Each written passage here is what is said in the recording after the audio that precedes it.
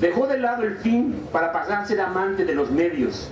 Así, el por qué, o el para qué, o el fin, se fueron borrando, pasaron a formar parte de una espesa niebla, mientras que el cómo, el medio, se convirtió en el fin, el por qué, el para qué de todo, la razón de ser de la militancia. Lo inmediato se convirtió en la categoría dominante del tiempo histórico. El imperativo categórico de la urgencia sobredeterminó todo lo demás, eliminó a lo necesario. El puedo le ganó al quiero, la resignación a la voluntad, la impaciencia a la paciencia. Hegel lo expresó así: el tiempo es esa inquietud absoluta, ese fuego que consume todo. El fuego del éxito inmediato casi convirtió en cenizas a la izquierda mexicana y mundial. Mientras tanto, en el STLN se abandonó la teoría de la vanguardia dirigente para adoptar una mucho más sencilla, honesta y yo diría menos angustiante, la de una minoría activa que opera como un fermento permanente, como un puente, como una ventana, como un espejo que empuja hacia la acción sin pretender dirigirla. Este festival es un claro ejemplo. Los 10 puntos originales del STLN salieron del callarse y del aprender a oír a la gente.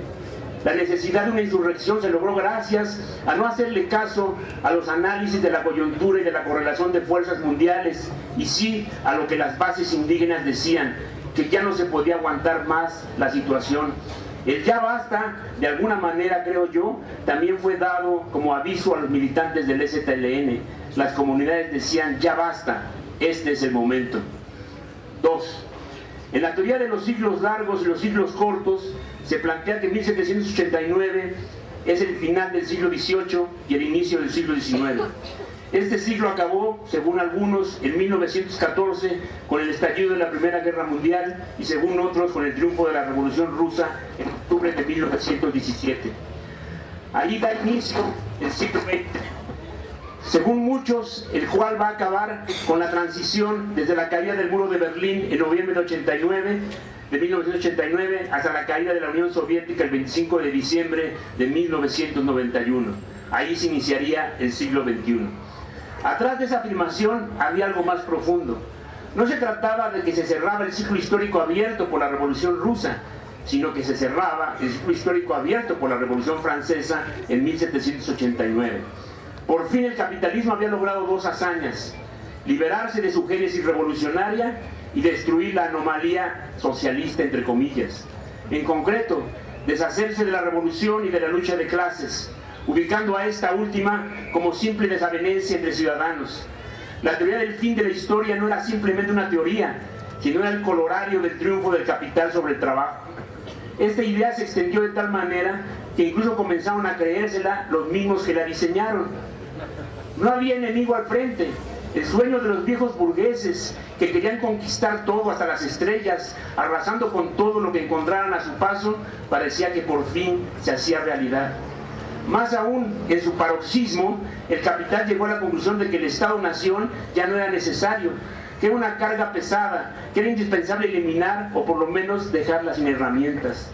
En México, Carlos Salinas de Gortari, junto con una playa de políticos destacados, tales como Manuel Camacho Solís, Marcelo Ebrard Casabón, Ricardo Monreal, Dante Delgado, Arturo Núñez, Socorro Díaz, Gustavo Iruegas, Manuel Bartlett, Federico Arreola y de intelectuales prominentes como Rolando Cordera, hoy todos destacados López Obradoristas y dirigentes del Frente Amplio Opositor, paradigmas del pensamiento de izquierda, según los editorialistas, algunos editorialistas y los caricaturistas del diario La Jornada, implementaban una política de guerra en contra de los trabajadores del campo y la ciudad, que culminó con la reforma al artículo 27 constitucional y la firma del Tratado de Libre Comercio.